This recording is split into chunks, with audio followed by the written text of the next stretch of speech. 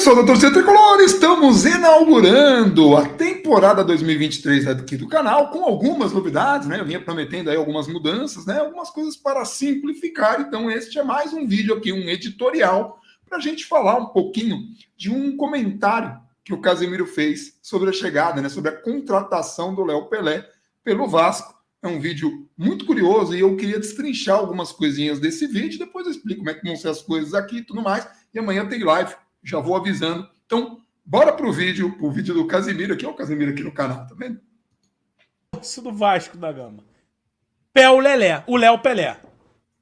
Né? Aí fodeu. Contrato até 2025. Aí tu já fica naquela, né? Porra, aí já vem uns e outros, né? Não, mas o Léo Pelé foi titular com 3 treinadores de São Paulo, pô. Ele foi titular com o Diniz, com o Crespo e com o Ceni. Eu nem conferi se isso é verdade, né? Foda-se. Eu só tenho na minha cabeça que todo vídeo o Barolo falava mal dele, tá ligado? Todos os vídeos. Todos. Tá qual? Todos os vídeos. Querendo ou não, mano, essa porra entra na mente.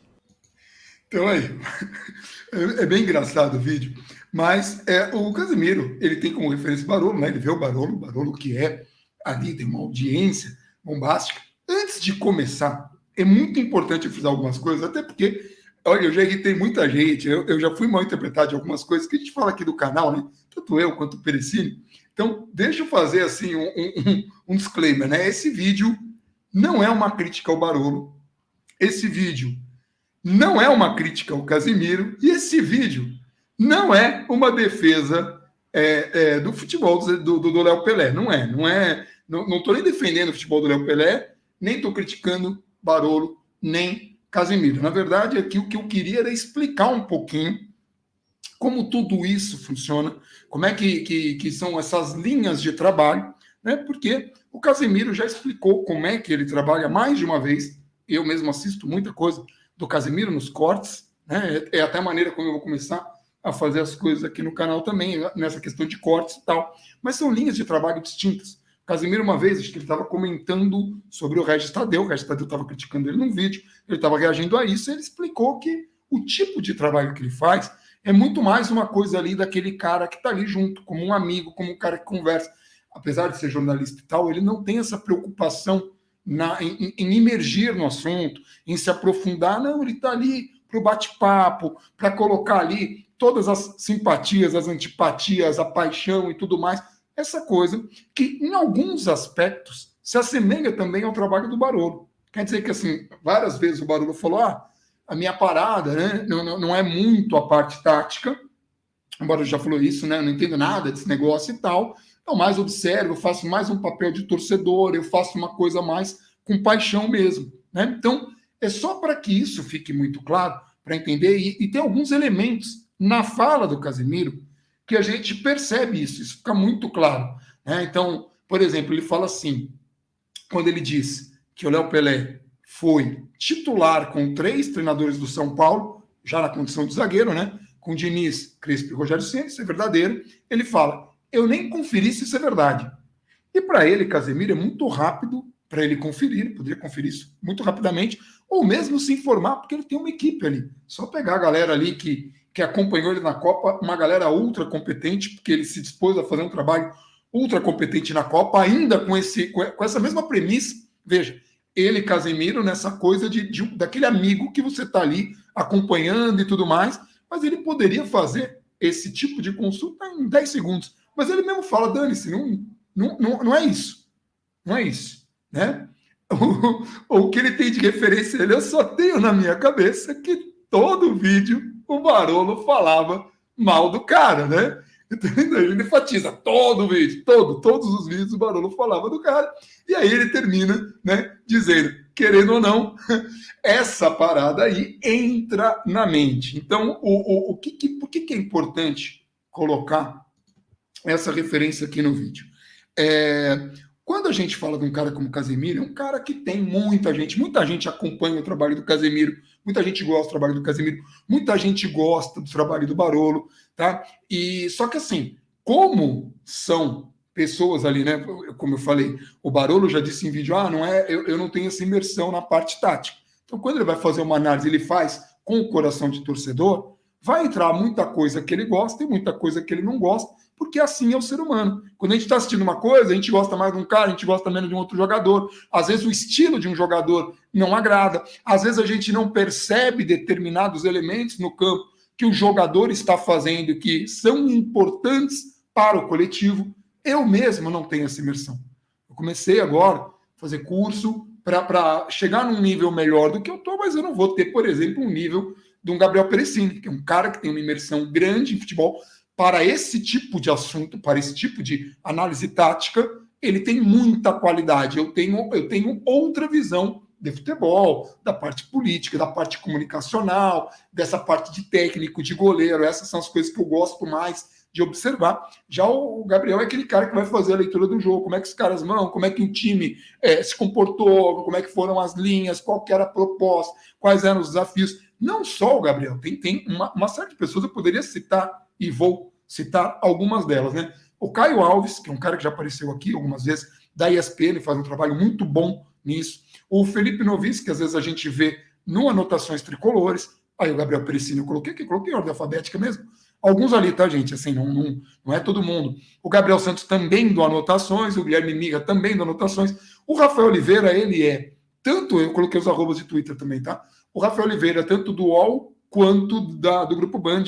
O Gabriel Perecini também é do UOL, mas não é do Grupo Band, né? O Caio Monteiro, esse do Grupo Band, o Vitor Birner, da ESPN. Todos esses que estão aqui do lado, né? Aqui, todos esses são jornalistas que têm essa preocupação com parte tática, que estudam, que se preocupam em entender o jogo, em ver. Eu poderia citar outras pessoas. Tem alguns amigos que têm essa imersão, o Gabriel Baruel, né, no caso, o Mozart, que a gente já falou aqui, o Mozart Andrade também é um cara que assiste futebol de um outro jeito. Então, quando você vai conversar com essas pessoas, elas normalmente veem alguns aspectos do coletivo que são importantíssimos e que podem passar despercebidos. Agora, veja, isso não quer dizer que, então esses caras estão certos, outro está errado, quem tem, não é isso. Porque a discussão aqui, a discussão desse vídeo, não é nem sobre quem está certo. Até porque, assim, o Barolo assiste os jogos. Cara, várias vezes que eu vou com uma imprensa e encontro o Barolo lá, ele está assistindo.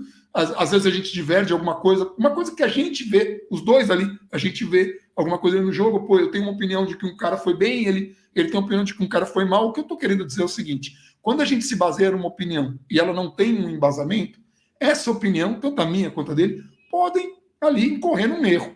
Aí eu tomo cuidado de trazer pessoas aqui para analisar, justamente para diminuir este impacto. Mas quando se trata de pessoas tão grandes, pessoas como Casemiro, como Barolo, né, ou mesmo, a gente pode pegar aí a galera que está na TV, comunicação, com comunicadores grandes, essas pessoas acabam influenciando uma galera.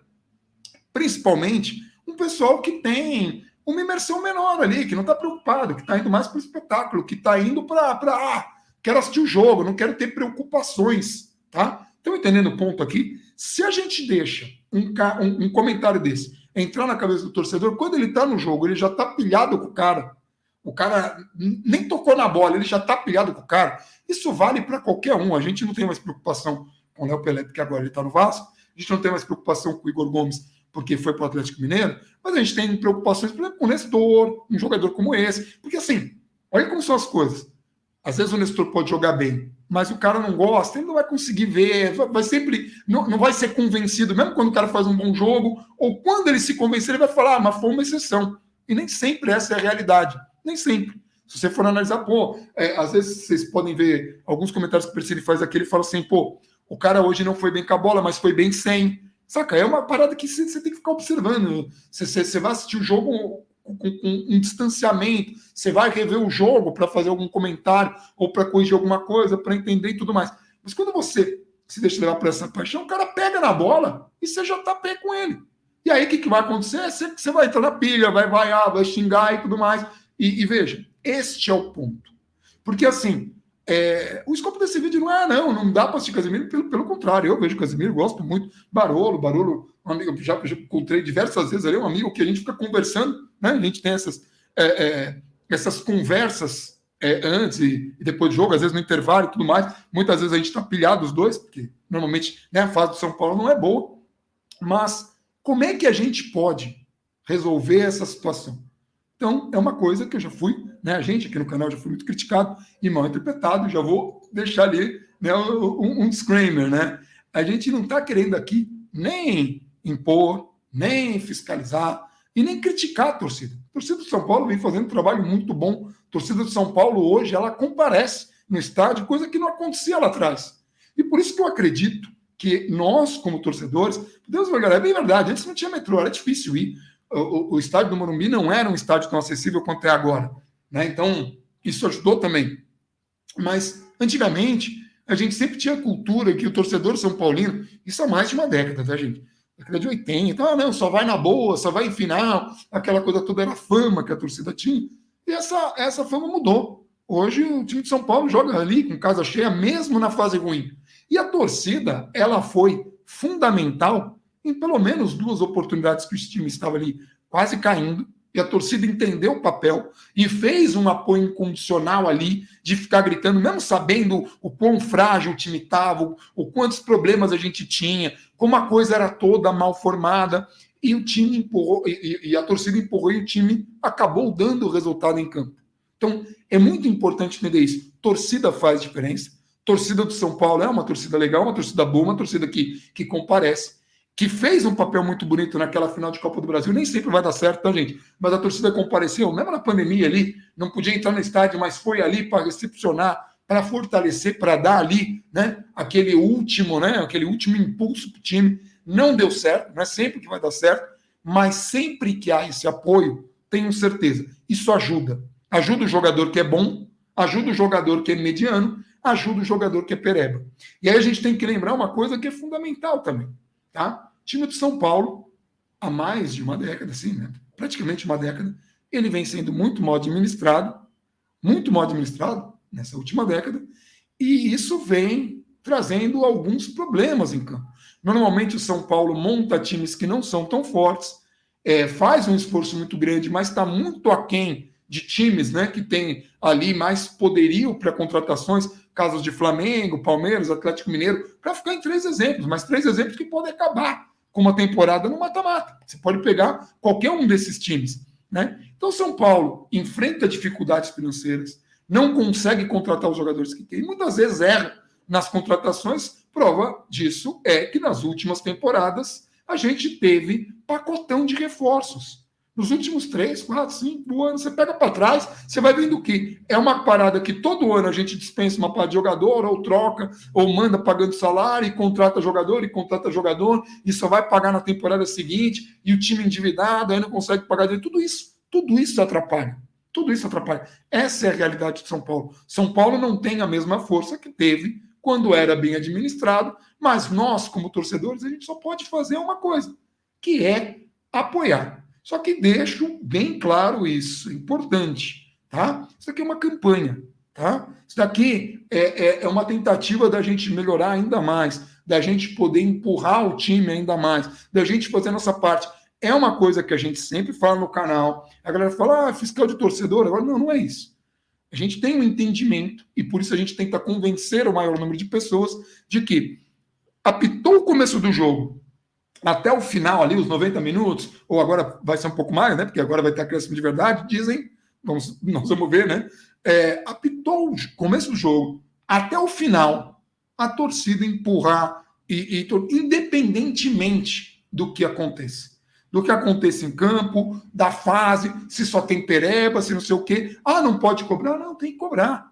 Acabou o jogo, cobra, vai, critica, procura ali pessoas na rede social para bater papo. Eu acho muito ruim e achincalhar jogador. Nem sempre a culpa é do jogador.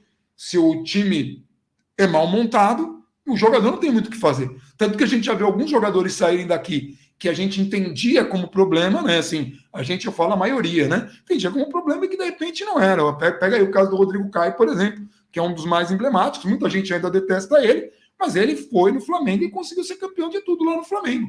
Aí, mas o Flamengo é fácil. Sim, mas o Flamengo, que tem o melhor elenco, escolheu o Rodrigo Caio. E ele foi para lá e conseguiu ser titular no Flamengo, até ter o problema ali de lesão e tudo mais, cirurgias e tal. Mas até então a condição dele era de titular. Então, o problema não era o Rodrigo Caio, o problema era o São Paulo. E de novo, não é uma defesa ao Rodrigo Caio nem nada. Porque assim, se a gente vai já pilhado para xingar um Rodrigo Nestor, que hoje está no elenco, se a gente já vai pilhado para xingar ali um Diego, se a gente já vai pilhado para xingar algum desses jogadores, né? A gente vai acabar jogando contra, sem querer, óbvio, todo mundo quer o melhor para São Paulo, mas sem querer a gente vai acabar fazendo isso. Então, este vídeo é para explicar por que a gente acha importante esse apoio incondicional. Porque mesmo que haja alguma influência, seja de algum influenciador, e aí não estou falando especificamente de Barolo, ou mesmo aqui do canal, qualquer outra pessoa, né? Por mais que a gente faça aqui jornalismo, muita gente vai entender dessa forma e tal. A ideia é que no estádio a gente se vacine nessa questão, a gente apoie, porque torcida, tenho certeza, ela é fundamental sempre. Se estiver empurrando, se estiver gritando, vai trazer resultados melhores. Pode não garantir o melhor resultado, mas a gente vai estar remando do jeito certo. Mas é isso, né? Era só para fazer esses comentários. Eu vou esperar o comentário de vocês aqui desse tutorial. Vou pedir a gentileza para a galera curtir o vídeo e também compartilhar. E já vou anunciando aí que agora a gente vai ter editoriais mais ou menos nesse formato aqui, diários, às vezes menores do que esse era um assunto um pouco mais delicado. E eu achei legal também para inaugurar.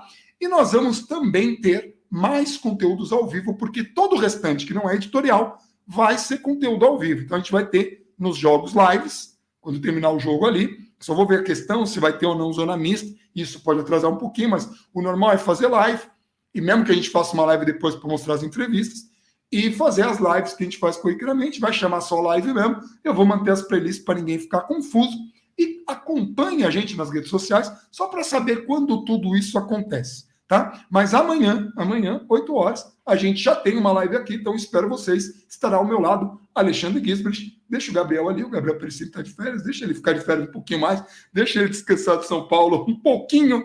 Eu duvido que ele faça isso, mas para ele voltar com a corda toda, é isso. Eu vou ficando por aqui. Um abração para todo mundo e vamos, São Paulo!